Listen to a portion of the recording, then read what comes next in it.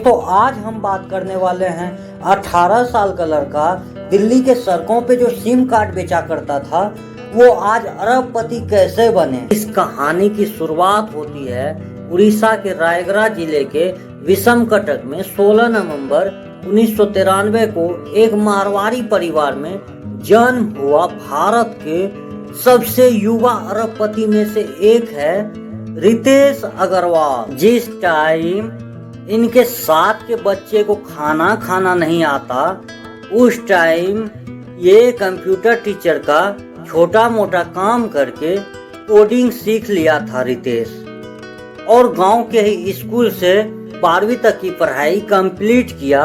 फिर आ गए दिल्ली कॉलेज करने। कॉलेज के साथ साथ घूमना भी पसंद था और घूमने के लिए चाहिए एक्स्ट्रा पैसा कमाने के लिए ये शुरू कर दिया दिल्ली के सड़कों पे सिम बेचना। और उसके बाद घूमने कहीं जाते अनजान शहर अनजान जगह तो इनको चाहिए होटल रूम, जो कि ढूंढना बहुत ही मुश्किल हुआ करता था उस टाइम पे। इसी परेशानी को लेकर के ओरेवल स्टेज ऐप बनाया जिससे कि होटल रूम ढूंढना आसान हो जाए, हर कोई आसानी से ढूंढ सके अपने फोन से। ये कहानी यहीं पे खत्म नहीं होता है, क्योंकि इस ऐप से इसको अच्छी रिस्पांस नहीं मिली। अब आगे कुछ करने के लिए पैसा चाहिए, पर पैसा तो है नहीं। अब करे तो करे क्या ये। फिर से रोड पे आ गया, फिर से वैसे ही सड़कों पे सिम बेचने लगा दिल्ली के सड़कों पे। और इसी बीच एक दिन इसे पीटा थियल के बारे में पढ़ा और देखा। उसकी कंडीशन ये था कि 20 साल से कम उम्र होनी चाहिए और कॉलेज छोड़नी पड़ेगी। इसे खुशी हुआ, 20 साल से उम्र कम तो है ही, आगे कॉलेज का देखा जाएगा। ये झट से अप्लाई कर दिया। फिर इसे कुछ दिन बाद कॉल आया, बोला गया आपको यूएस बुलाया जा रहा है पिच करने। इन्हें इस बात से खुशी नहीं हुआ कि इन्हें बुलाया जा रहा है, इससे इस बात से खुशी हुआ चलो यूएस घूमने का मौका मिल रहा है। और ये गया, और यूएस जाने के बाद वहां पे देखा तो 40 लोग आए हुए हैं। ये तो टेंशन में आ गया, 40 लोग में से 20 लोग को ही सिलेक्ट करेंगे। 20 लोग में ये सिलेक्ट भी हो गया। 20 लोग जो है सिलेक्ट हुआ। उसके बाद इसे वहां पेपाल कंपनी से मिला पूरे 80 लाख, जो कि कम नहीं है इंडिया के लिए। यहाँ पे 80 लाख कम नहीं है। फिर इंडिया आके इन्होंने शुरू कर दिया घर, पुरानी हवेली ढूंढ के इसके मालिक के पास मिलने लगा, पर कोई भी मालिक इसे हाँ नहीं बोलता घर देने के लिए, हवेली देने के लिए।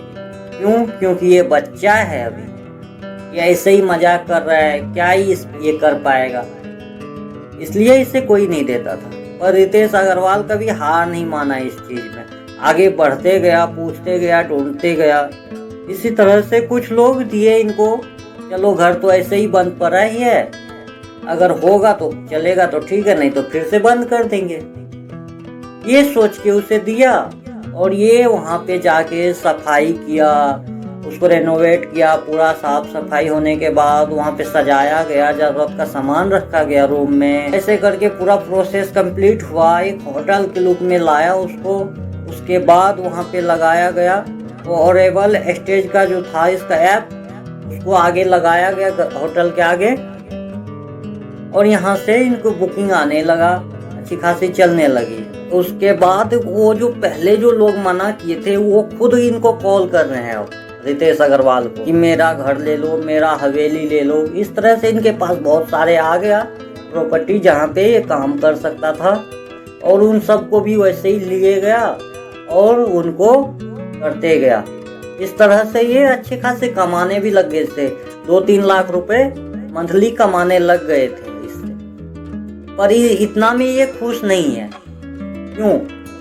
क्योंकि इसे करोड़पति जो बनना है, अरबपति जो बनना है। फिर चल पड़े ये जो है होटल वाले के पास। होटल वाले के पास जाके बताने लगे यहाँ हम ऐसे हैं, ये हैं, ऐसे करने वाले हम आपके होटल में। पुराने जो होटल थे उसमें बुकिंग ही नहीं आते थे, इतना गंदा होटल देख के, इतना ये सब देख के कोई अच्छी सर्विस नहीं मिलती थी होटल में, इतनी गंदगी भरी होती थी।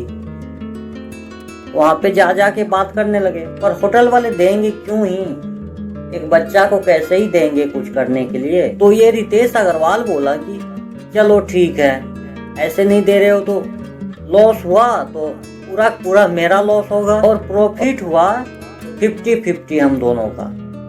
इस तरह से होटल वाले मान गए बहुत सारे।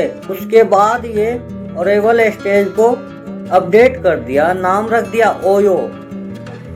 ओयो नाम ही नहीं, एक ब्रांड बन गया है। और आज 80 देश के 800 शहरों में 45,000 से ज्यादा संपत्ति है रितेश अग्रवाल का। आज अगर नेटवर्थ की बात की जाए इनके, तो रितेश अग्रवाल की नेटवर्थ है 74,000 करोड़।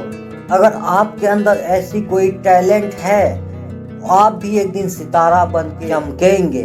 मिलते हैं नेक्स्ट वीडियो में बेहतर स्टोरी के साथ। फिलहाल bye. Thanks for watching my video.